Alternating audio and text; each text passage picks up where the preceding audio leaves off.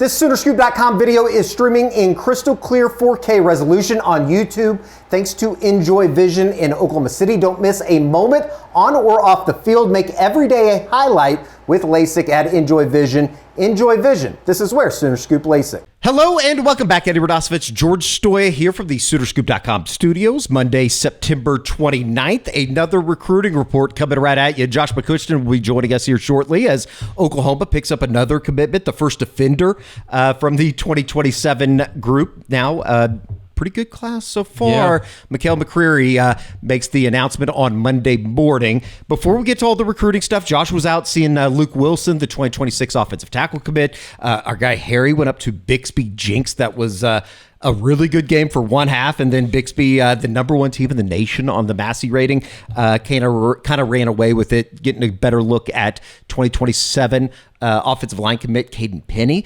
Before we get to Josh and everything else, we need to tell you about our good friends over at Lucy, right here. Got the espresso right here in my hand. How about that? Espresso. Yeah. I don't know why I always say espresso. I don't know either. I think that there's an S or an X in it. Yeah, there's not. But there is in the word. Yeah. Maybe. Have you tried it Probably yet, though, not. the espresso? I got some in right now. It's nice. Really good. I like it. And let me tell you why I like it. 100% pure nicotine, always tobacco-free. Also have the Lucy breakers that you can try that have a little nicotine pouch that brings a little bit more extra flavor to you. But all you got to do is go to lucy.co and /SoonerScoop and use promo code SoonerScoop to get 20% off your first order. Lucy has a 30-day refund policy if you change your mind. Again, that's lucy.co. Use the promo code SoonerScoop for 20% off. And we must tell you, here comes the fine print, Georgie. Lucy products are only for adults of legal age, and every order is age verified. Warning, this product contains nicotine. Nicotine is an addictive chemical. Thank you to our good friends over at Lucy for joining the program, as well as the great Josh McCuistion now joining the program. Josh, happy Monday to you. It was a good bye week for Oklahoma, up to number 5 in the AP poll. Kent State coming around on the horizon, and I think everybody has heard it. We'll talk to Brent Venables and Ben Arbuckle on Tuesday, but certainly seems like maybe a little bit more growing confidence that maybe they can get John Mateer out on the field on October 11th, obviously OU Texas weekend, George.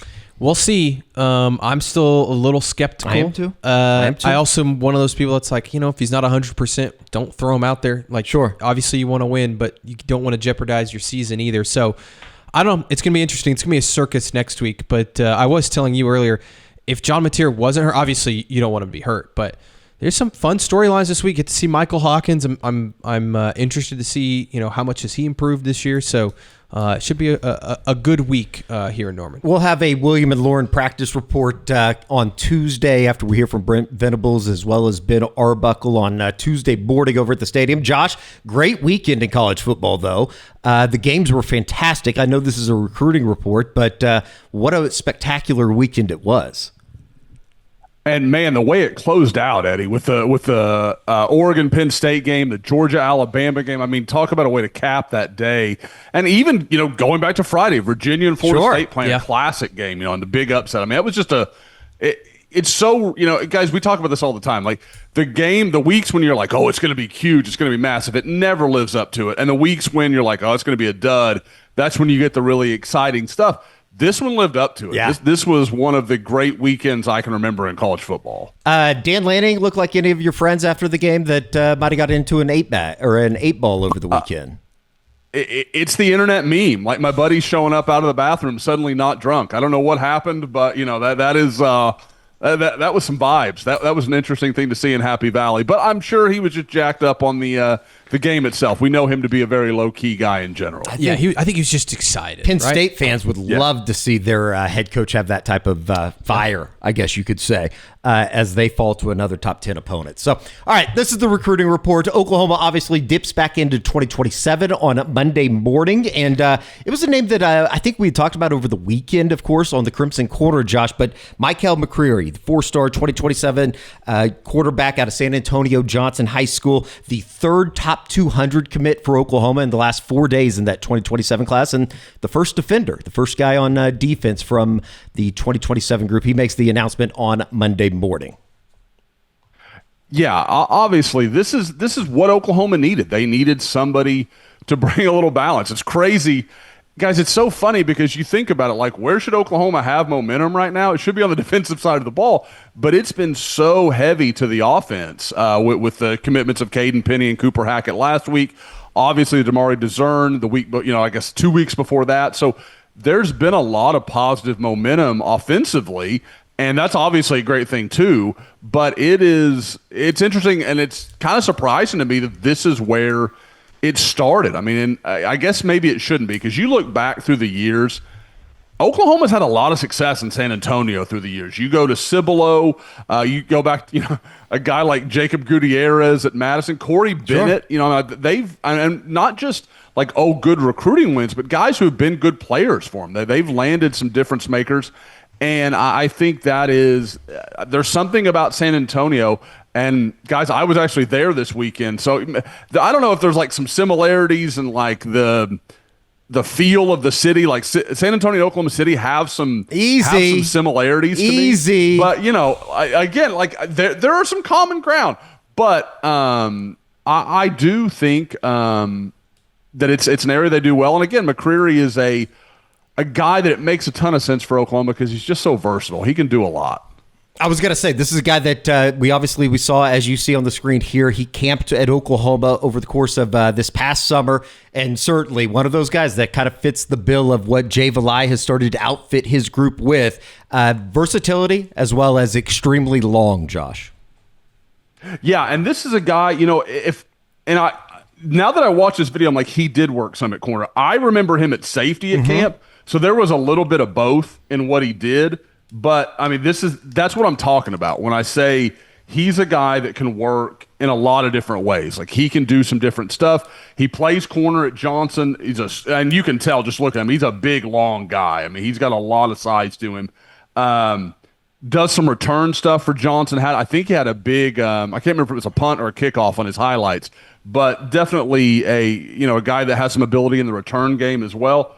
But you just watch him. I mean, he's an SEC corner, guys. Like, he's going to get his hands on you. He's going to be physical with you. He wants to play that kind of game. And like I said, if they want to move him to safety and if they think, okay, that's where it's better, he's got that kind of size and that kind of ability to where he'll be fine making that move. And to me, that's been one of the hallmarks of as you watch Brent Venables and the staff build this defensive, all this talent they brought in.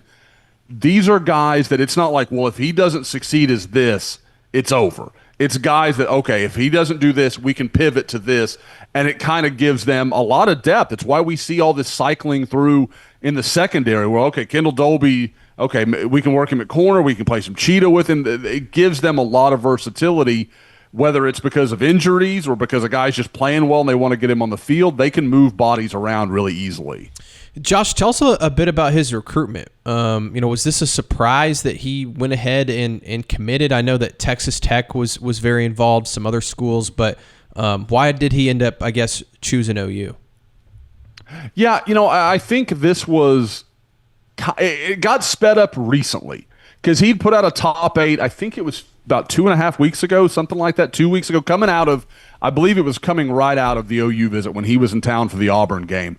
And he, one of those things, I think he'd already had it in his head. He knew OU was going to be there, so it wasn't like that visit impacted his thinking. But then he immediately went and took a trip to Texas Tech and kind of came out of that one as like, I've kind of have a top 2. It's OU and Texas Tech. And I just think in the end, he just kind of sees like a very easy line for Oklahoma. And again, it helps to have, guys, we talked about this.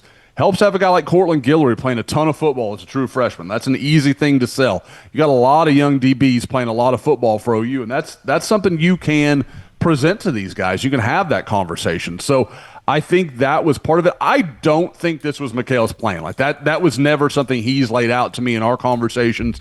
I don't think he was on any sort of really hurried timeline, but I do think – you look at his offers, like he had good offers. It was Texas Tech. You had Vanderbilt.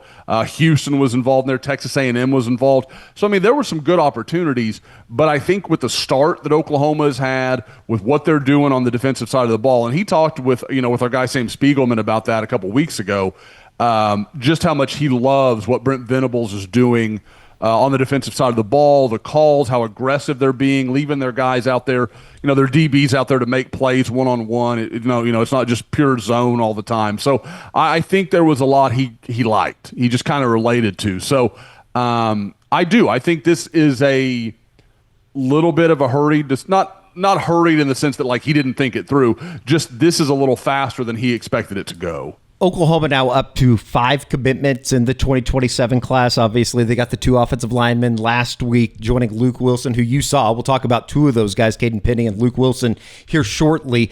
Oklahoma, though, like you look at the 2027 rankings, they're number 2. There's only 2 schools, Josh, that have 5 commitments in the top 10 currently. I think Sacramento State's even in there, not in the top 10, but they have 8 commitments already of the 2027 class. But of the power players, I guess you could say, it's a fantastic start for what Oklahoma wants to build in that 2027 class. Yeah, this is what we talked about, guys. This is the foundation where you get these guys in early, you start to build some momentum. I don't think it's done by any stretch of the imagination. I think there are more 2027 guys that will be on board. It's funny, guys, to kind of put it in perspective. Usually, when I do my commitment predictions, I start with in December, I'll do my first commitment predictions for the next class. Kind of as one class is going out, I start with the new one. I may have to start it this week. Because it's moving so fast that half this class may be decided by the time I'm ready to put together my first prediction list. So I think you've got to look at this from like I said, a very accelerated idea. And again, you have to bear that in mind with some of the stuff we're going to talk about later with some guys still taking trips and some of that stuff. And is Oklahoma starting to relax that a little bit? Like, is that being, I don't want to say changed, but massaged a little bit? Like, we can look the other way in certain occasions, that kind of stuff. Like, I don't know that. It just kind of feels that way because everyone is very calm about like I said, a couple of guys taking visits. And again, we'll talk about that later in the show. But I think that may be leading to guys being more comfortable doing some stuff because, again, like Cooper Hackett, I don't think there's a lot that's going to play out there. I don't think there's a lot of wiggle room. I think he's made up his mind, and that's all done. Kaeden Penny, an in-state guy, he's been around Oklahoma a lot. He's taken some trips. A guy like Mikhail McCreary, there might be some big offers that still come. Maybe something changes, but he feels comfortable enough right now to go ahead and say, okay, this is what I want to do. And so, I think that's going to be interesting to watch in 2027. Does that, the policy of, once you commit, no more visits, like, a really hard line about that, maybe that's softening a little bit. There's a little gray area in there to some degree.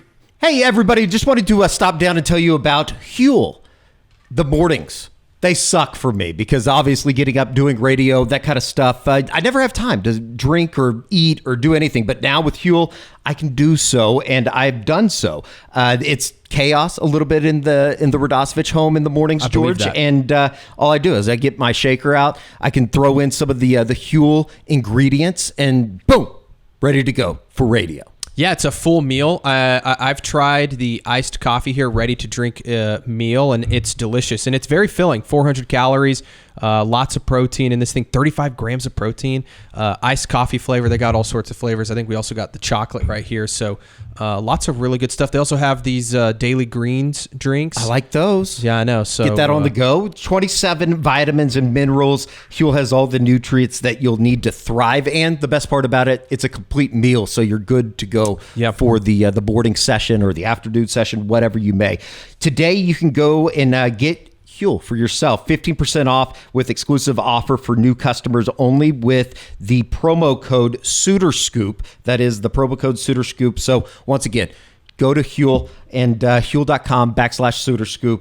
Use the code SuitorScoop and fill out and get it today. How about that? 15% Thank you to our off. friends thank you to our friends over at Huel. Let's stay in 2027. Our guy Harry went up to Bixby Jenks on Friday night. Bixby, Number one team in the country per the Massey ratings that came out on Monday morning. But Bixby, it was a pretty good game. 38-35, I believe, at halftime. They run away with it in the second half. 66-35, the final score on Friday night up at Jenks High School. And this was kind of our first look at Kaeden Penny. Obviously, he committed last week on the field on Friday night. And Josh, I think when we look at the highlights here, certainly can see what they like in big number 61 there. The Kaeden Penny, the offensive tackle out of Bixby High School, 6'4", 265. Guys, the thing with Kaeden is it's rare that you have a guy that's as athletic as he is that plays with kind of the hard line that he plays. Like, he finishes blocks. He's nasty. Like, there's like almost, like, oh, okay, man, like whistle's blowing. Like, we got to stop a little bit here. And again, I'd rather have the guy wired that way than the guy I've got to teach to finish a block and put a guy on his back. And, okay, if a guy goes down, we're going to lay on. Like, Kaeden does all that stuff instinctually. He has some nasty to his game, which is amazing because he's one of the nicest kids you ever want to talk to off the field. But when it comes time, he's absolutely locked in. But, yeah, I mean, you watch this game and, we should say shout out to our guy Harry, a Jenks alum, had to suffer through that second half that obviously didn't go well for the Trojans. That's why I took some of the audio out. He's crying in some of the audio in the second half. Josh, I was going to ask, do you ahead. have like a good comp for him? Because like you said, it's rare to see the way that he moves his hips and his feet and the athleticism he has. Like, do you have somebody that you would compare him to? I don't. It's really tough because, again, I think so much of his ability, you don't see guards like him very often, which is, again, like we talked about last week, that's what I think he's going to become. I know he plays a lot of tackle for Bixby, and he's athletic enough to do it. I just wonder if, he's not the 6'6", the really long, big stride type guy that's going to cut guys off at the corner. So I wonder if he ends up at guard. But the fact that that's a conversation between guard and tackle, the way he's so physical, I made the comparison, the commit breakdown to Davin Joseph. And I know, and again, like, I can't say how much that, like, Davin Joseph is one of my all-time favorite OU offensive linemen to watch. Like, he kind of goes forgotten with Lane and Trent Williams and all those guys. Davin Joseph was an All-American level player at tackle and guard during his time at Oklahoma. He was a great player. And I think, I think 10, 12 years in the NFL, a couple of Pro Bowls, like, was a very good player. So that's kind of who he reminds me of, almost as much as in ceiling as in, like, okay, this is exactly who he is, because I think he's not quite as big and as sturdy, excuse me, as Davin was, but he's probably a touch more athletic. He probably moves just a little bit better. So again, that's what you're talking about, though. Like, you're talking about very, very rarefied air for the kind of player that Kaeden Penny can be. Josh, is there any chance that he would maybe develop into a center eventually for Bill Beatenbow? I don't think that's impossible. I think it could come down to how 27 recruiting goes, like who they land, who they get. Because, guys, and we'll talk about Luke a little later, I think it's pretty clear what the vision is. Like, maybe go land another guard, get a center. I think I know who they like at center. But, again, if that doesn't go your way, again, this is a kid from Bixby that we know is extremely well coached. I mean, like, from year over year, there's no offensive line that is cleaner, better, smarter than Bixby. Like, they are so sound, and I don't care if they've got Division I guys like Kaeden Penny or if it's just solid high school players. They play good football up front. So I don't think that's anything he couldn't handle. I think he's a kid from a football family. Like, I think it could work. To me, though, like, I think he's going to carry enough size and he's athletic enough. I'd rather have him at guard, but I wouldn't be opposed to center if that's kind of the way the numbers work out best. Obviously, when you get two teams like Bixby and Jenks, two of the better programs inside the state, there's going to be more than just one guy. And we'll kind of lay it out here before we get into some of the video because it's a little bit of a highlight package just of all of these guys. But Braden Presley, obviously the Oklahoma State commit. You had Caden Jones as well for Jenks High School that was committed to Oklahoma State, obviously backed off that commitment after the firing of Mike Gundy. 2027 safety from Jenks, Caleb Dillard. You'll see him number 5. And then 2027 offensive lineman from Jenks, Odafe Oruru, another guy, number 79. It would be hard to miss him here in the highlights. But just anybody from this collection, and obviously here's Braden Presley. Caleb Dillard, another 2027 guy. Oklahoma get involved. Obviously, they were involved with Braden Presley before he made his announcement. But, with Caleb Dillard or the Oruru kid, Josh, any chance that Oklahoma would get involved with either of these guys? Yeah, those are the two in this game that I would say, obviously outside of Kaeden Penny, that I would say, okay, maybe that's the next guy that you could see Oklahoma kind of look at these guys. I mean, look at Oruru. I mean, he is a mountain of a guy. And he was going against Penny look at Kaeden Penny, who's it's him on Kaeden Penny, and Caden's every bit of 6'4" and 290 pounds, and Oruru is clearly larger in every way. I mean, he's just a big guy.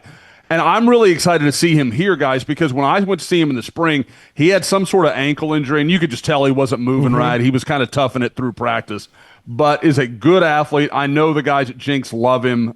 He's been a kid that kind of, Jenks and Bixby are kind of mirror images of each other. They're tough kids. They're well coached. They know what they're doing. So, and then with Caleb Dillard, Eddie, again, a guy we got to give you a lot of credit for. You were the first one to put eyes on him as a freshman a couple years ago. Lincoln Christian. Lincoln Christian, the state title game. That's right. And I like him a lot. I think he's super physical. You talk to the folks at Jenks, and they'll tell you he's as smart as any kid they've come across. He picks up things really well. And you talk about things that we know, Brent Venables, Brandon Hall, those guys value. It's not just, he's really talented, he's big, and he's physical. They want football IQ guys. They want guys that can figure it out, and that strikes me with Caleb Dillard. Now, we'll have to see, because they've got a lot of safeties that are really high on. We've talked about Eli Johnson. Speaking of Eli Johnson, I'll see him and Mikhail McCreary later this year. I'm going to go watch them play each other. So there's a lot of good safeties on the board, which shouldn't surprise anybody with the way OU is recruiting that position. But, I think Caleb Dillard, if OU were to make an offer there, I think that would make total sense. Josh, is OU still involved at all with Presley? I think there is kind of a situation where if the numbers fell right and, they felt like, okay, maybe this situation's not going to work out at another position. We've kind of got a scholarship left. I know they like him a lot, both as a player and as a kid. But there's a part of me, guys, that kind of feels like this 26 class in Oklahoma is kind of a, hey, you guys made some choices here, and, we're going to move forward. Like, because there was always the talk of, OU doesn't recruit in-state kids enough, doesn't do this enough, Well, hey, they recruited all these kids. They brought them in for official visits, and then they wanted to go, in several of these cases, to Oklahoma State, which from the outside looking in has pretty much become what I think we all thought it was going to be this year. So I think there is. It's not like we're mad at you. It's just like, hey, okay, if that's what you want to do, we've got other guys here that were more focused on us and wanted, and wanted our offer, that kind of thing. So it'll be interesting. I've seen no movement that tells me that anything's going to happen there. Sure. 2026, you went on Thursday night to see South Lake Carroll, made the trip up to the DFW area, or were they down at Timberview? Or, Timber Creek?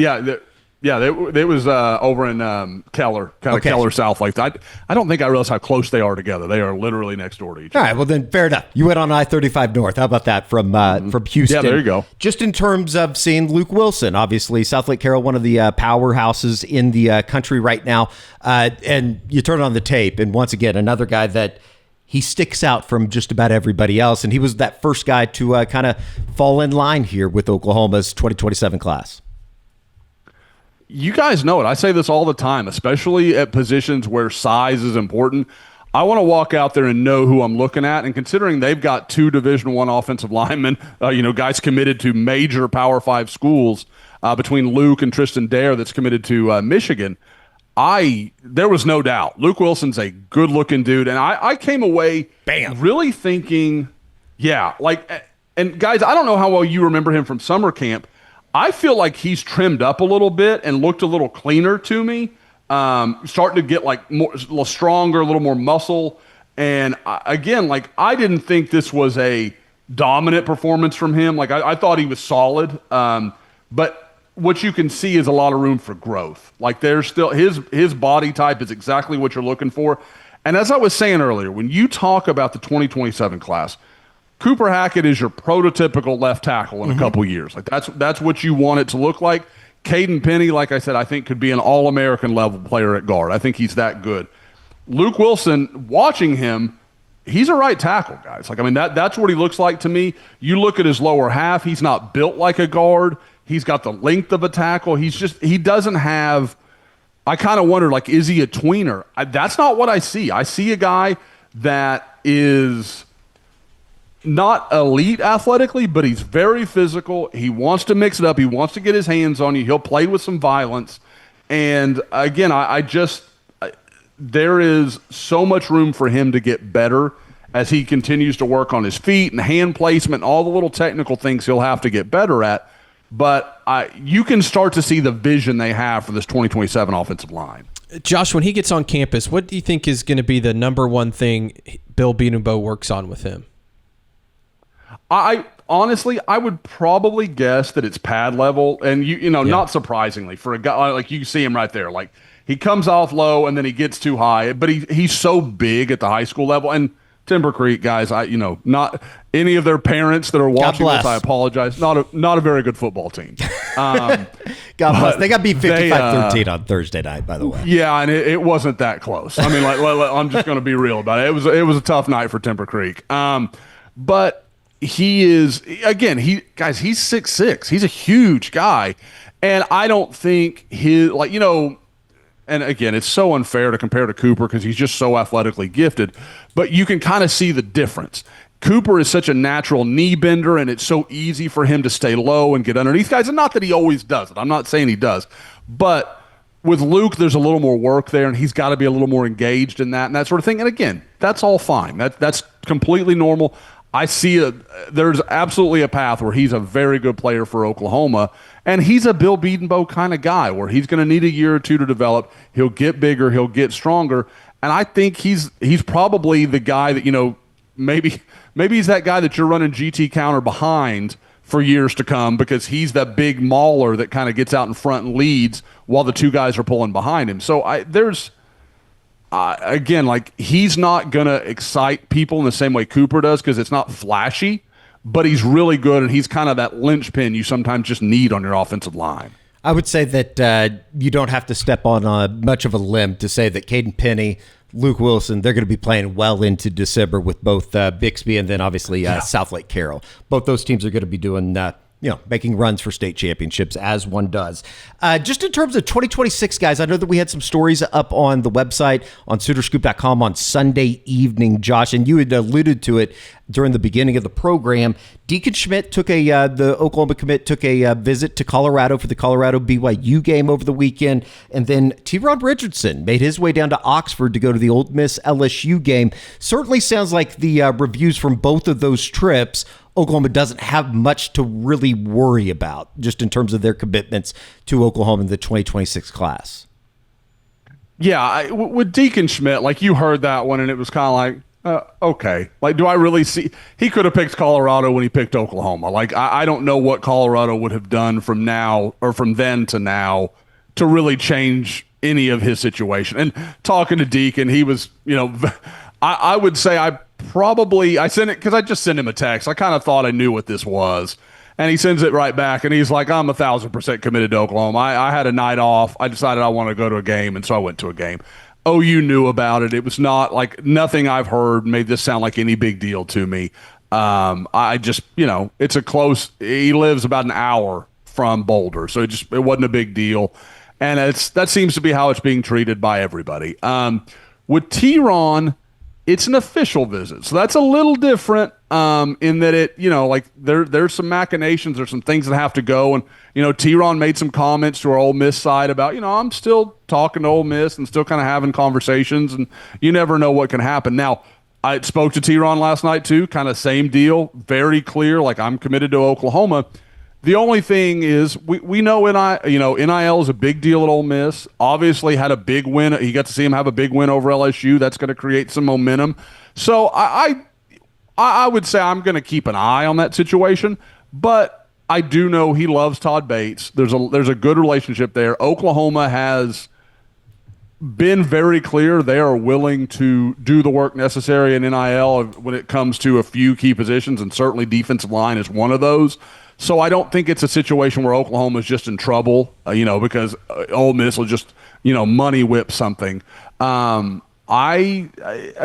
think both these guys stick based on what I know now, but I feel very confident about Deacon. With T-Ron, I'm going to kind of keep an eye on it.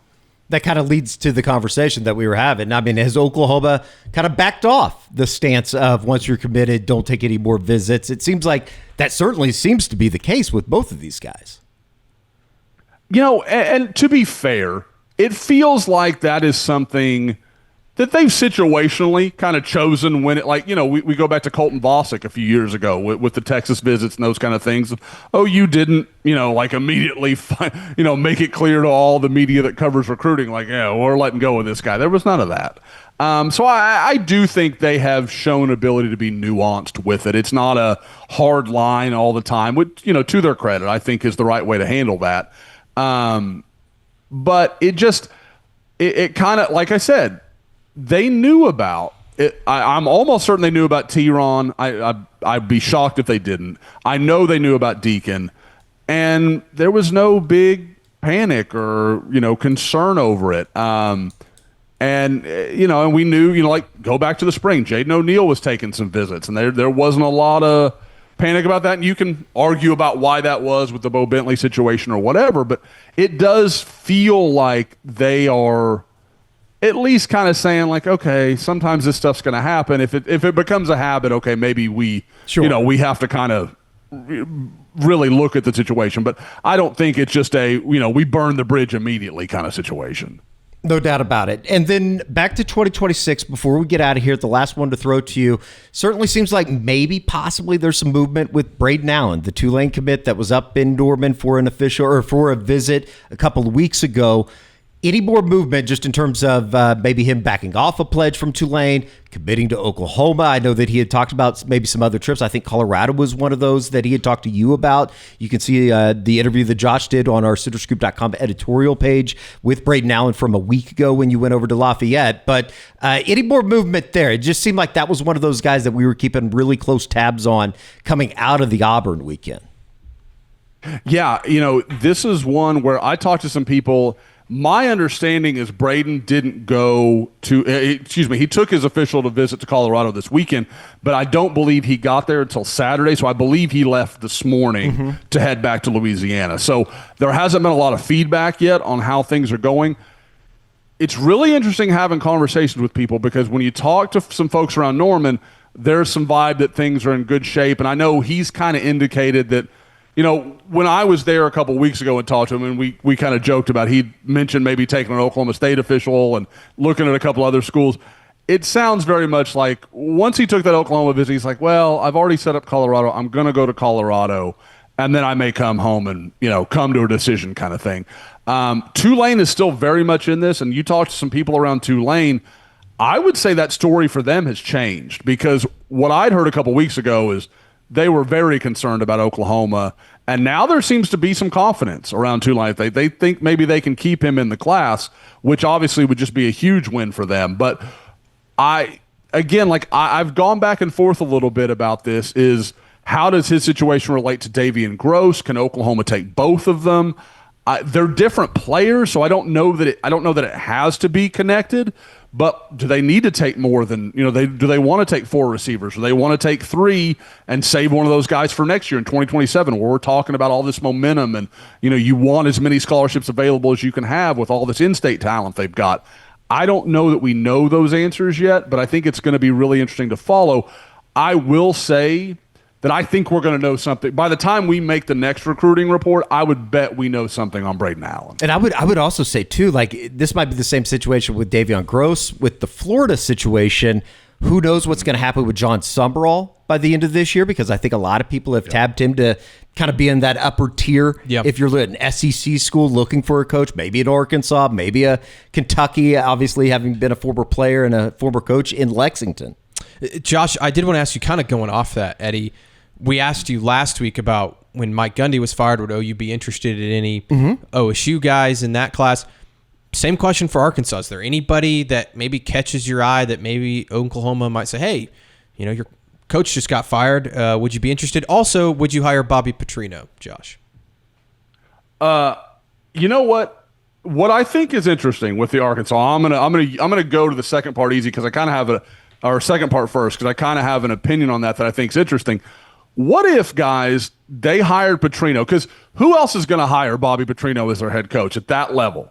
So you go with him, you give him a lighter offer and say, hey, but we're going to give you more money for roster management, or we're going to give you more money for your staff, or whatever. Would he be interested in that? Could you make that work? Because clearly the guy can be a head coach. Like that is a role he has proven to be, and he'll be your OC. So you save some money on a guy doing two jobs. So I think that's an interesting possibility. But as far as any Arkansas commitments, there was none that Oklahoma was super involved with. The Daquan Prevost kid has moved to Arkansas. I missed that somewhere. He used to be in East Texas, but now he's at Bentonville. Is a kid that OU had early interest with, but I certainly don't think anything's going on there.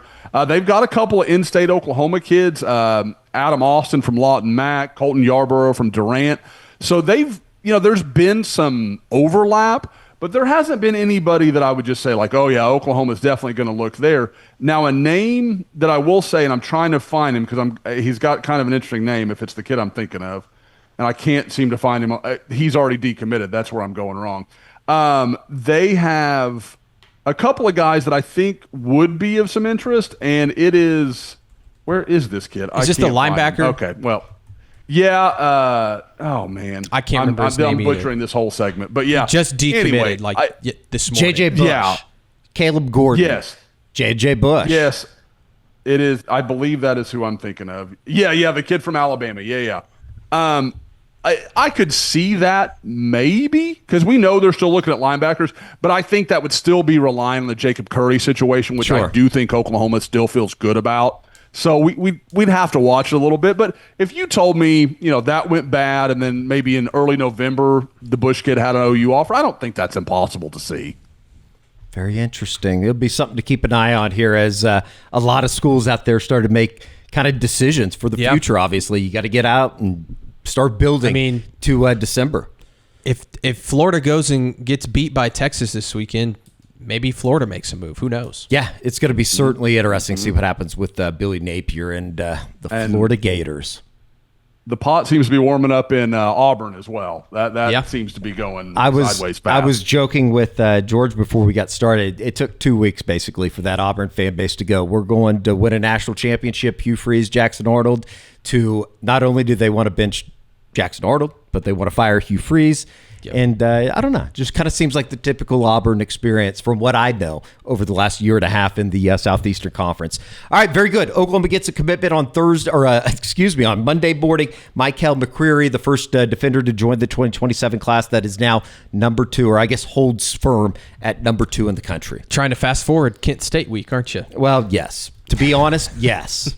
There's nothing I look forward to more than getting through this Kent State game and then obviously getting into OU Texas a week from now. All right, that's going to do it.